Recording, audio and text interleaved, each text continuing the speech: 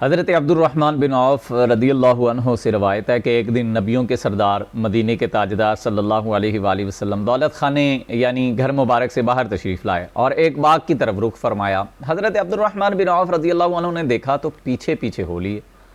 آپ صلی اللہ تعالیٰ علیہ وآلہ وسلم باغ میں داخل ہوئے، قبلہ شریف کی طرف منہ کیا اور سر سجدے میں رکھ دیا۔ حضرت عبد الرحمن بن عوف رضی اللہ عنہ دور کھڑے دیکھتے رہے۔ فرماتے ہیں بے کسوں کے مددگار سرکار علی وقار صلی اللہ تعالیٰ علیہ وآلہ وسلم نے بہت لمبا سجدہ کیا، یہاں تک کہ مجھے خوف ہونے لگا کہ کہیں حالت سجدہ ہی میں اللہ پاک نے روح قبض نہ فرما لی ہو۔ یہ خیال آتے ہی میں آگے بڑھا اور بیٹھ گیا۔ آپ صلی اللہ علیہ وآلہ وسلم نے سر مبارک اٹھایا اور پوچھا کون ہے؟ میں نے عرض کیا حضور عبد الرحمن۔ فرمایا کیا کام ہے؟ میں نے عرض کیا یا رسول اللہ صلی اللہ علیہ وآلہ وسلم آپ نے اتنا لمبا سجدہ کیا، مجھے خوف ہونے لگا تھا کہ کہیں اللہ پاک نے سجدے میں ہی روح مبارک قبض نہ فرما لی ہو۔ عاشق زار کی محبت بھری بات سن کر اللہ پاک کے آخری نبی رسول ہاشمی محمد عربی صلی اللہ علیہ وآلہ وسلم نے طویل سجدے کی حکمت بیان فرمائی۔ آپ نے فرمایا میرے پاس جبرائیل امین علیہ السلام حاضر ہوئے اور بتایا رسول اللہ صلی اللہ علیہ وآلہ وسلم اللہ پاک فرماتا ہے محبوب صلی اللہ علیہ وآلہ وسلم جو آپ پر درود پڑے گا میں اس پر رحمتیں نازل فرماؤں گا، جو آپ پر سلام بھیجے گا میں اس پر سلامتی اتاروں گا۔ اس نعمت کا شکر ادا کرنے کے لیے میں نے اتنا لمبا سجدہ کیا۔ اللہ اکبر! اے عاشقان رسول غور کیجئے، درود کس نے پڑھنا ہے؟ امتی نے۔ رحمت کس پر اترے گی؟ امتی پر۔ سلام کس نے بھیجنا ہے؟ امتی نے۔ اللہ کریم کی سلامتی کس پر اترے گی؟ امتی پر۔ اور سجدہ شکر کون ادا کر رہا ہے؟ امت کا غم کھانے والے، شفاعت فرمانے والے، امت کو بخشوانے والے، جنت میں پہنچانے والے آقا صلی اللہ علیہ وآلہ وسلم۔ سبحان اللہ! اندازہ کیجئے ہمارے پیارے آقا مدینے والے مصطفیٰ صلی اللہ علیہ وآلہ وسلم کو اپنی امت سے کتنا پیار ہے۔ اللہ اللہ! امت گناہ کرے، آقا راتوں کو رو رو کر امت کی بخشش کے لیے دعا کریں۔ امت کو نعمت ملے تو آقا شکر کے سجدے کریں۔ اعلیٰ حضرت رحمت اللہ تعالیٰ علیہ کے بھائی جان مولانا حسن رضا خان رحمت اللہ تعالیٰ علیہ لکھتے ہیں تم کو تو غلاموں سے ہے کچھ ایسی محبت، ہے ترک ادب ورنہ کہیں ہم پہ فدا ہو۔ وضاحت: یا رسول اللہ صلی اللہ علیہ وآلہ وسلم آپ کو اپنے غلاموں سے اتنی محبت ہے، یہ ادب نہیں ہے، ورنہ ہم کہیں کہ آپ اپنے غلاموں پر فدا ہیں۔ سبحان اللہ! پیارے پیارے سامعین کرام، آپ نے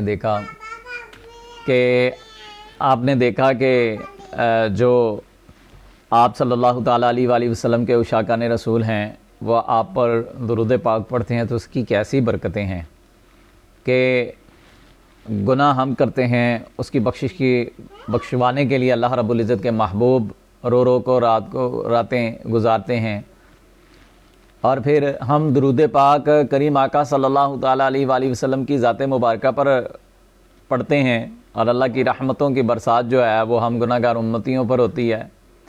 اللہ کے محبوب نے فرمایا کہ تم اگر اپنی تنگی کو، اپنی پریشانی کو، اپنی مصیبت کو دور کروانا چاہتے ہو، اپنے لیے شفا چاہتے ہو، قیامت کے دن بھی میری شفاعت کا حصہ پانا چاہتے ہو، میرا قرب پانا چاہتے ہو، تو جب تک تمہاری سانسیں چل رہی ہیں دنیا میں رہتے ہوئے مجھ پر کثرت سے درود پاک پڑھو۔ اور ہماری کیسی خوش قسمتی الحمدللہ، ہم ہر وقت الحمدللہ کریم آقا صلی اللہ تعالیٰ علیہ وآلہ وسلم کی ذات مبارکہ پر درود و سلام پڑھتے رہتے ہیں۔ اور میری آپ تمام سامعین کرام سے گزارش بھی ہے کہ آپ نے آج درود پاک کی فضیلت سنی کہ اللہ رب العزت نے اپنے محبوب کی امت پر درود پاک کی فضیلت بیان فرمائی۔ اللہ رب العزت نے فرمایا کہ میرے محبوب آپ کا جو امتی آپ پر درود پاک پڑھے رحمتوں کی برسات میں کروں گا، جو آپ پر درود پاک پڑھے اس کے گناہوں کو میں معاف فرماؤں گا، جو آپ پر درود و سلام کا نذرانہ پیش کرے تو اس کے درجات کو، جنت کے درجات کو میں بلند فرماؤں گا۔ اب آپ غور فرمائیے کہ اس پر ہمارے کریم آقا صلی اللہ تعالیٰ علیہ وآلہ وسلم سجدہ میں گر گئے اور اتنا لمبا سجدہ کیا، یعنی اللہ کا شکر ادا کر رہے ہیں، نعمتوں کی، رحمتوں کی چھما چھم برسات امتیوں پر ہو رہی ہے، اور قربان جائیے کہ اللہ کے محبوب حبیب کبریا صلی اللہ تعالیٰ علیہ وآلہ وسلم سجدہ شکر ادا کر رہے ہیں۔ اس لیے ہمیں چاہیے کہ ہم بہت گناہ گار ہیں، ہمیں چاہیے کہ ہم کثرت کے ساتھ اپنے کریم آقا صلی اللہ تعالیٰ علیہ وآلہ وسلم کی ذات مبارکہ پر درود و سلام کا نذرانہ پیش کرتے رہیں، کیونکہ نماز کے اندر آپ نے دیکھا ہوگا کہ نماز بھی اس وقت تک کامل نہیں ہوتی جب تک کہ درود پاک نہ پڑھا جائے۔